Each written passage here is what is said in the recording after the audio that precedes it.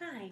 In my book, Alzheimer's Days Gone By, my last chapter is called Light in the Tunnel Stories, and I thought it'd be kind of neat for me to read one of them. The one I'm going to read is called Mama Die. My grandmother, known lovingly by most of her family and close friends as Mama Die, lived out her life and faced dementia with the help of her daughter and some key others the best she could. It is difficult to be faced with the few memories I have in the realization that I was not one of the key family members that helped her through her last years. I am unsure of when the diagnosis occurred, but I do remember some years before nursing home placement that my grandmother started having trouble paying her bills and keeping up with her checkbook. This was one of the first signs noticed. She also became extremely paranoid towards her son and daughter about her money. She believed that her money had been taken by her kids. My aunt lived on the same land with her, and when her and her husband decided to build elsewhere, they built a small one-bedroom home for her on their new land. My aunt did everything she could to keep her safe, secure, and well-loved for as long as she could with the help of her children and grandchildren. The day finally did come where the decision was made to move her into a nursing home. Grandma stayed there until her death a few years later. She experienced all the stages of dementia. Her last days were spent bedridden, unable to eat or drink. The saddest part of it all is that along with my dad had trouble understanding the disease process.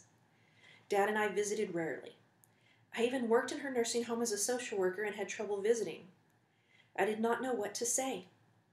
It made me uncomfortable when she thought I was my mom who had recently passed away. It was frustrating to carry on a conversation. Sometimes when I would visit, she would be packing her things to go home, and she would become angry, and I did not know what to do. I thought I was making her angry. Unfortunately, the nursing home where my grandmother lived did not have much to offer at the time in regards to dementia education. Also, keep in mind, I was one of the social workers where she lived. I felt so much anger, frustration, denial, and confusion that it was easier to not visit. How unfair this was to my grandmother, aunt, and me.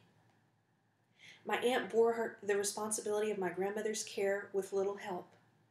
Many years later, looking back on that time, I regret not understanding my feelings and realizing that it was normal.